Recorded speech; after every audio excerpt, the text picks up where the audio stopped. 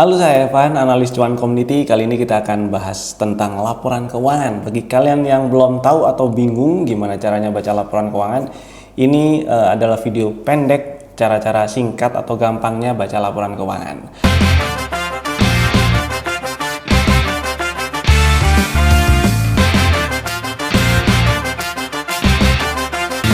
Tujuan kita baca laporan keuangan tentu untuk cari tahu kondisi si perusahaan. Dengan kita tahu kondisi perusahaan, kita akan lebih punya alasan yang logis untuk beli si saham dari perusahaan itu.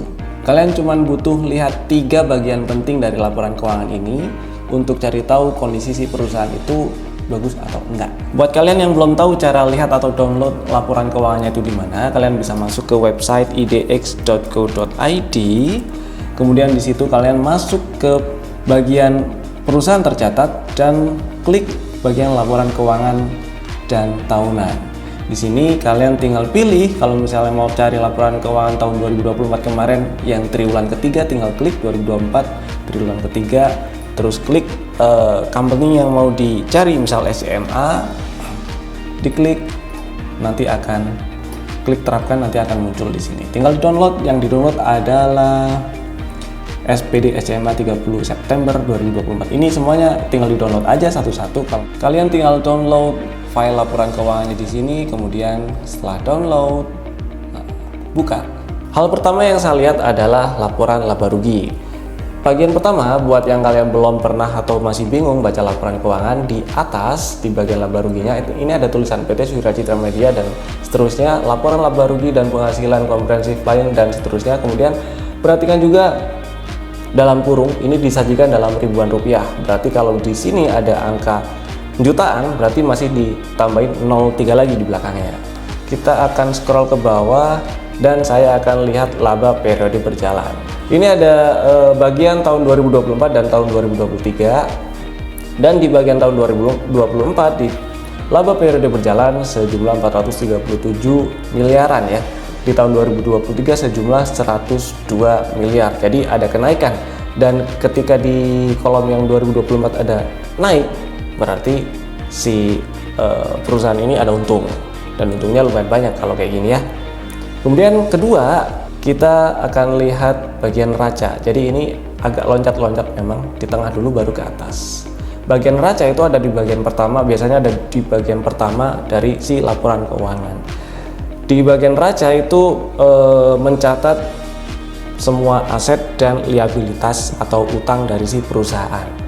Dan yang pertama saya lihat adalah aset yang bersifat lancar, yaitu berupa kas dan setara kas. Duitnya ada berapa di situ? Dia punya duitnya. Kenapa di sini penting duitnya ada berapa atau duitnya ada atau enggak? Karena kalau dia pengen menyelesaikan kewajiban-kewajiban yang sifatnya jangka pendek, kalau nggak ada duitnya dia nggak bisa nyelesain. Nah, di bagian aset lancar, terutama bagian kolom kas dan setara kas, saya akan lihat di sini ada peningkatan kan. Kalau ada peningkatan di tahun yang berjalan sekarang dibandingkan tahun yang lalu, berarti perusahaan itu bertumbuh. Di laporan posisi keuangan juga ada catatan tentang liabilitas atau hutang. Nah, di liabilitas atau hutang ini ada hutang jangka panjang dan hutang jangka pendek. Yang perlu kita perhatikan di bagian liabilitas ini, terutama di bagian hutang bank, karena hutang bank itu ada bunga, dan bunga bank itu bikin beban, ngasih bisa jadi beban ke perusahaan, karena perusahaan harus bayar bunganya gitu. Nah, ketika si hutang itu ada penurunan di periode berjalan sekarang dibandingkan periode sebelumnya, itu menunjukkan ada niat atau ada keseriusan bagi si perusahaan untuk mengurangi si hutangnya, untuk menyelesaikan kewajibannya. Bagian selanjutnya yang akan kita lihat atau bagian ketiga adalah arus kas. Di sini kita bisa lihat PT Suracitra Media dan seterusnya, kemudian laporan arus kas konsolidasi. Dan dalam kurungnya jangan lupa ya, ini disajikan dalam ribuan rupiah. Artinya kalau di sini ada 6 digit atau jutaan, berarti itu tambahin 0 lagi di belakangnya 3 biji. Nah, bagian arus kas yang paling penting itu adalah bagian arus kas dari aktivitas operasi. Kenapa itu paling penting? Karena bagian arus kas ini adalah arus kas yang bisnis perusahaan itu jalan atau enggak. Kalau penerimaan dari aktivitas operasi ini positif aja dulu, berarti bisnisnya setidaknya lumayan jalan atau paling enggak rugi lah.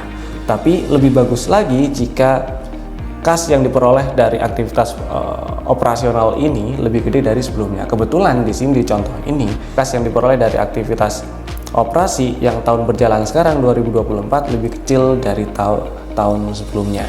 Setelah itu saya balik lagi ke laporan laba rugi. Tujuan saya untuk cari tahu IPS di tahun berjalan sekarang. Ternyata IPS di tahun berjalan sekarang itu naik lebih dari 100% dibandingkan dengan IPS tahun sebelumnya. Nah, jika IPS ini naik, ini akan berpengaruh terhadap price to earning ratio-nya atau rasio PER. IPS ini makin tinggi, biasanya PER-nya akan turun dengan asumsi harga sahamnya sama ya, atau harga sahamnya belum mengalami kenaikan yang cukup signifikan. Kalau harga sahamnya udah naik ya, bisa jadi PER-nya nggak terlalu berdampak signifikan atau perubahannya nggak terlalu banyak.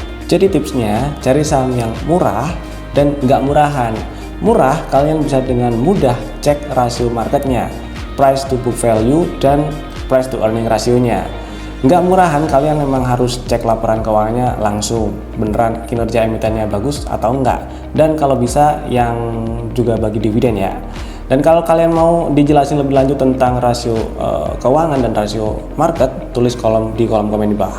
See you on next video, pantengin terus channel YouTube kita dan subscribe bagi yang belum. Dadah.